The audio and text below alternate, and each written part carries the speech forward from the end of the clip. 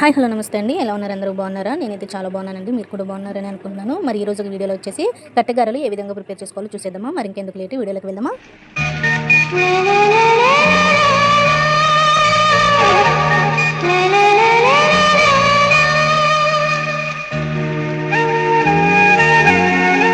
దీనికోసం ముందుగా stove on చేసుకొని ఒక బౌల్ పెట్టుకొని దాంట్లోకి మనం ఎంతైతే బియ్యం పిండి తీసుకుంటామో సేమ్ అంతే క్వాంటిటీతోని వాటర్ యాడ్ చేసుకొని ఇవి మరుగుతున్నప్పుడే ఒక టేబుల్ స్పూన్ ఆయిల్ వేసుకొని మరగబెట్టుకోవాలండి. వాటర్ మరిగిపోయిన తర్వాత స్టవ్ ఆఫ్ చేసేసుకొని ఈ విధంగా బియ్యం పిండి యాడ్ చేసుకొని కలుపుకోవాలన్నమాట. కలుపుకున్న తర్వాత ఈ విధంగా కన్సిస్టెన్సీ వస్తుందన్నమాట.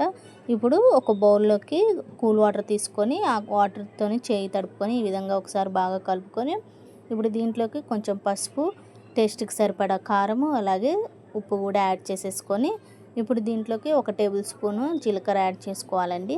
అదేవిధంగా సన్నగా కట్ చేసి తీసుకున్న కరివేపాకు, ముందుగానే నానబెట్టుకున్న పచ్చెనగపప్పు ఒక గంట లేదా 2 గంటలు నానబెట్టుకొని తీసేసుకోవాలి. ఇప్పుడు ఇదంతా కూడా పిండికి పట్టించుకొని బాగా కలుపుకోవాలి. నేను ఈ వీడియోలో క్లిప్లో చూపిస్తున్నట్లుగా ఈ విధంగా కలుపుకొని ఇప్పుడు కొంచెం కొంచెంగా బౌల్స్ తీసుకోవాలి.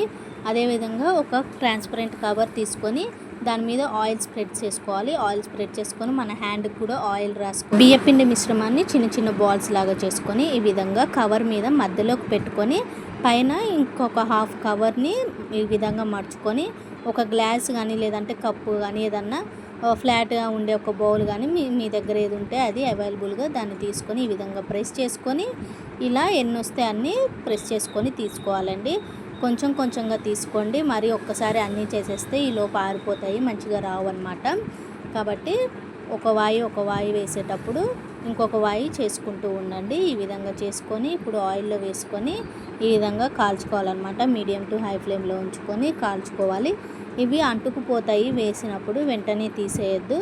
కొంచెం ఫ్రై అయిపోయి కొంచెం గట్టిగా అయిన తర్వాత అప్పుడు తీసుకొని ఇలా సపరేట్ చేసేసుకోవాలి. వాటంతటా అవి అవుతాయి. ఈ విధంగా చేసేసుకొని బౌల్లోకి తీసేసుకుంటే చూసారు కదా, క్రిస్పీ చెక్కలు రెడీ అయిపోయాయి. మరి మీరు కూడా మీ ఇంట్లో ట్రై చేసి ఎలా ఉందో కామెంట్ చేయడం మర్చిపోకండి. Thank you for watching.